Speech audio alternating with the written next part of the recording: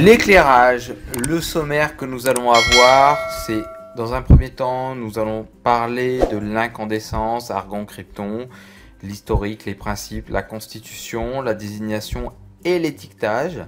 Dans un deuxième temps, l'halogène, l'iode, la fluorescence avec la constitution, le fonctionnement, l'efficacité lumineuse et l'étiquetage, les lampes à décharge, donc vapeur de mercure HP, vapeur de sodium, iodure métallique, HP haute pression, BP basse pression, les appareillages et les appareils d'électrique, la constitution et leur appellation. Historiquement, c'est Thomas Edison au 19e siècle qui a inventé la première lampe électrique après plus de 1000 essais. Équipée d'un filament de carbone, elle produisait un flux lumineux équivalent à une lampe de 15 watts aujourd'hui. C'est-à-dire que beaucoup de choses se dissipaient sous forme de chaleur. Elle ne fonctionne seulement que 45 heures et sa mise au point coûtera 40 000 $ à l'époque, autant dire une fortune. Aujourd'hui, nous sommes à d'autres technologies. En 1908, c'est l'américain William Coolidge, donc 19e siècle, qui met au point le procédé de fabrication du tungstène, du filament qui équipe aujourd'hui la totalité des lampes à incandescence. La durée de vie passe alors progressivement à 1000 heures.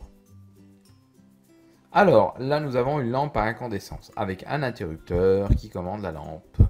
On utilise l'effet Joule pour amener un filament métallique fabriqué en tungstène à une température de l'ordre de 2250 degrés à 2400 degrés. Voici la problématique des lampes à incandescence qui ne sont plus utilisées aujourd'hui. Le filament devient alors incandescent et produit de la lumière. En l'absence d'ampoule pour confiner le filament à l'abri de l'oxygène, il brûlera aussitôt. Ainsi, une lampe suralimentée brillera plus mais durera moins. Alors, l'ampoule. Vous avez plusieurs types d'ampoules claires, des polies ou à calotte. Vous avez des types A, B, BM. L'atmosphère, c'est de l'argon, 2 tiers de l'argon, 1 tiers d'azote. Lorsque l'on remplace l'argon par du krypton, on obtient une température du filament plus élevée et donc plus de lumière blanche. Ensuite, vous avez le filament avec double spirale, le filament droit, le filament à couronne, le filament feston. Sa durée de vie est généralement de 1000 heures. On n'en utilise quasiment plus. Alors, les étiquetages. Si je regarde les étiquetages, nous avons plusieurs formes d'étiquetage. Nous avons des arrêtés qui datent de 1999 pour avoir les classes d'énergie de nos ampoules. Plus la classe est élevée, quand on arrive à A, faible consommation. Et nous allons parler de lumen, d'éclairement et d'éclairage. Vous allez avoir aussi plusieurs désignations. Alors, la E40 Edison, donc à vis, où vous allez avoir la B22. 22, c'est le diamètre, c'est à baïonnette.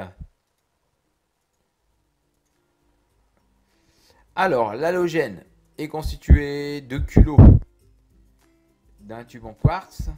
Différents types de tubes en quartz. Il est prévu de supporter la température plus élevée avec une lampe ordinaire de l'atmosphère.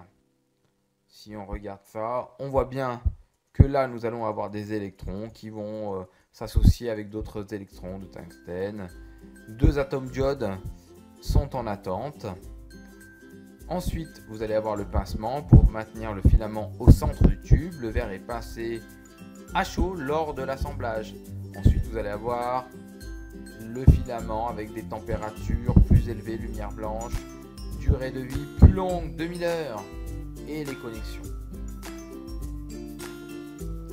Ensuite, le tube fluorescent. Le tube fluorescent va être constitué d'un culot avec différents types de pieds, G5, G13. C'est les anthrax, démarrage électronique, démarrage conventionnel, démarrage instantané. Souvent, c'est le G5 que nous avons, ou le G13 d'ailleurs. Ensuite, vous allez avoir le tube.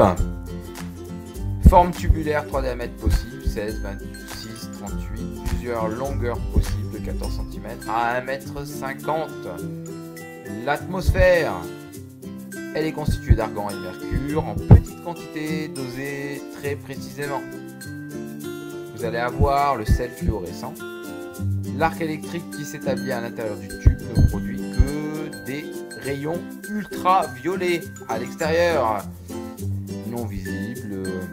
Le sel fluorescent réparti sur la face interne du tube transforme les UV en lumière visible. Nous allons avoir les électrodes au nombre de 2. Elles sont alternativement anode et cathode. Elles sont réalisées avec des points fines de tungstène trispiralés et enduites de substances alcalino-terreuses qui favorisent l'émission d'électrons. La protection anti-noircissement. Le tube est ainsi plus efficace et dure plus longtemps, ça évite de l'abîmer. Les pièces en verre dont le rôle est d'assurer l'étanchéité du tube et le maintien des différentes pièces constituant les extrémités et l'arrivée du courant. Ensuite, le fonctionnement. Comment ça marche? J'appuie sur l'interrupteur. Qu'est-ce qui va se passer? Le fonctionnement suivant va produire alors là vous avez le starter, là vous avez le ballast, là l'alimentation de 230 volts. Alors, si je reprends, j'appuie sur l'interrupteur, le starter va créer un arc électrique qui va venir chauffer ici les éléments qui sont là, on aura une émission ultraviolet qui vont créer ensuite une lumière blanche.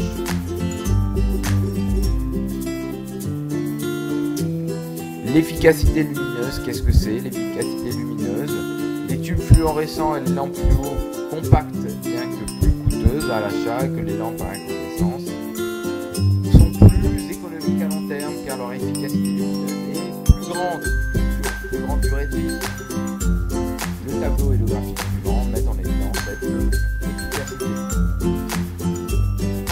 Je passe sommairement puisqu'il existe plusieurs exercices. Donc les lampes à décharge, vapeur de mercure et vapeur de sodium. Alors pareil, si vous faites des recherches sur internet, vous allez avoir des explications.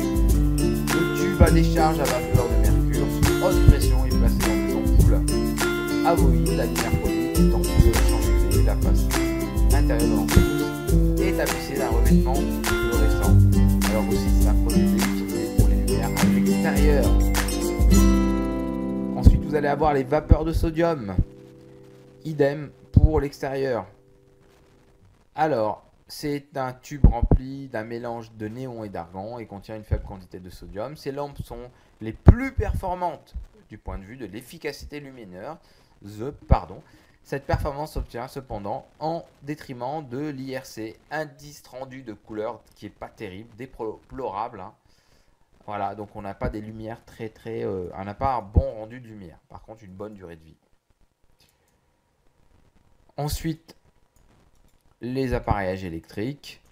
Les appareillages électriques sont tout intégrés dans le décor. Donc voilà.